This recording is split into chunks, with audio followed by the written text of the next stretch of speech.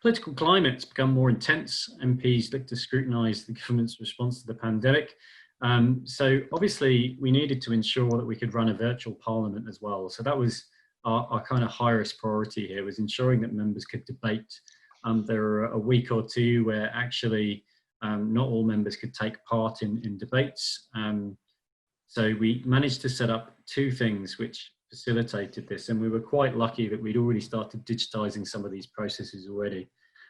So we had the video contribution system, slightly different from video conferencing. Honestly, there is a difference. I haven't quite worked out what it is, but it's TV speak for, you know, being able to control video feeds, microphones and things like that to ensure people can participate. They've got the right lighting. There's a whole bunch of considerations that you don't think of. How do you identify members of parliament to enable them to contribute to something? If they don't have an internet line, they need to call in on the phone. How do you identify them then? Because obviously they're not logging into a computer with their own credentials. So we then needed to set up a team of people specifically to onboard people onto video calls. So all members had to join the video calls about an hour in advance to ensure that we're able to authenticate them and ensure they are who they say they are, sure they got the right lighting, try and make it as sort of inclusive as possible so that people could be understood as and when they're going on. So lots of challenges there. The second bit obviously is remote voting, which some of you might have seen. We did have, I think I'm right in saying this, the biggest legislature to go on to remote voting first. I think there is one or two in South America who actually use remote voting as well, and there's a couple of chambers who use electronic voting, but not necessarily remote voting. So it was a bit of a challenge for us because obviously you're trying to ensure that your democratic process is sound. To do that, there's a whole bunch of cybersecurity considerations around repudiation, ensuring people are doing what they're saying. We had to put extra checks in there to ensure that there's text messages telling people how they vote. They were asked several times how they voted as well to ensure they got the right one. I know of one member, I think, who got it wrong the first time round during the tests, but then it all went smoothly after that. Actually, incidentally, if anyone's interested, we have a Parliamentary Digital Service blog, where there's an interview with the guy who wrote the programme for members remote voting, the story of how it happened. It's quite interesting. It's got lots of anecdotes around, you know, some test votes about whether you put the tea bag in the cup first or second to the hot water. It's quite funny. I encourage you to go and have a look at that. So yeah, I mean, that was the other part of it. It was really complicated.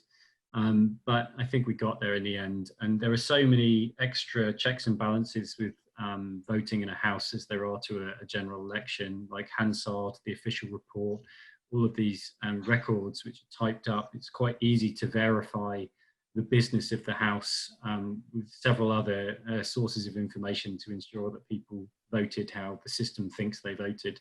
But it was a great success for the period of time that it ran.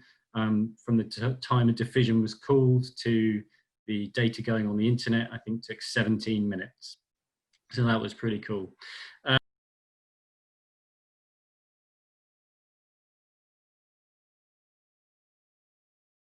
So we had to recognise the increased cyber threat and that Tim's talked about, the phishing, the new political environment, which for the first time really threw more of our select committees under the spotlight. So, you know, for the first time, probably in a very long time, the Health Select Committee was of real interest because they were doing work in COVID, as was the Foreign Affairs Committee, as was the Home Affairs Committee.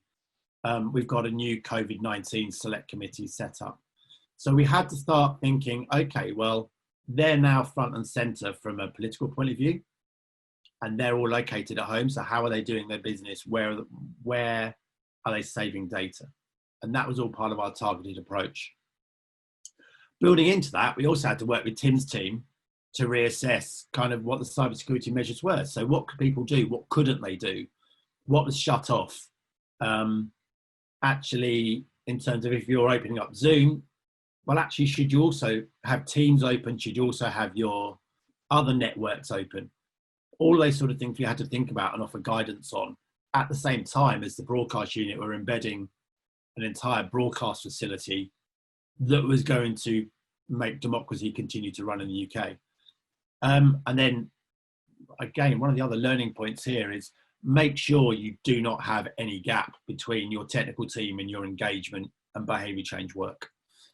We're lucky, we have a very close working relationship between Tim's team and ourselves, but this made it closer. So where we got to was where Tim's team would see an evolving alert and they would let us know, and we could then go and do the engagement piece to try and block the human behaviour element of it.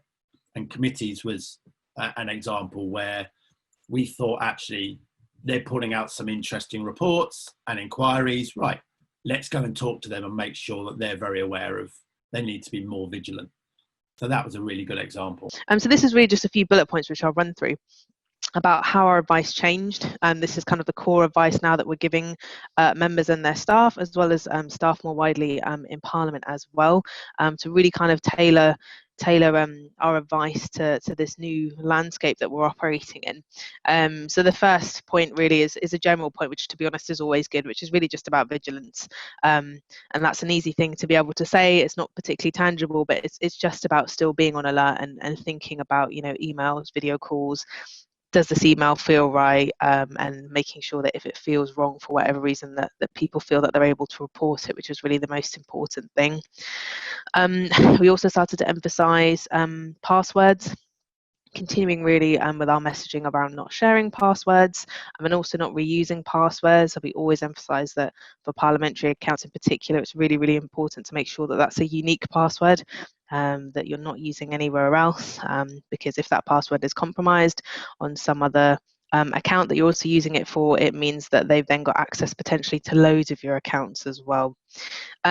We use Microsoft, I think as has already been mentioned. So again, we're emphasising whilst people are working from home, they continue to save their work on those platforms as well.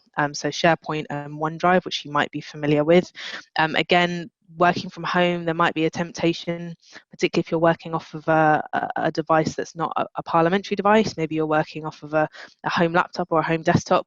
It could get a bit messy and you could end up maybe saving parliamentary work on your actual desktop or in other places. So again, we're just emphasising that it's really important to keep storing that data, keep storing that information on what Parliament is provided, because it's more secure. We can guarantee its safety more easily. Working from home, as I've already said, brings about new challenges in terms of using devices that aren't parliamentary ones.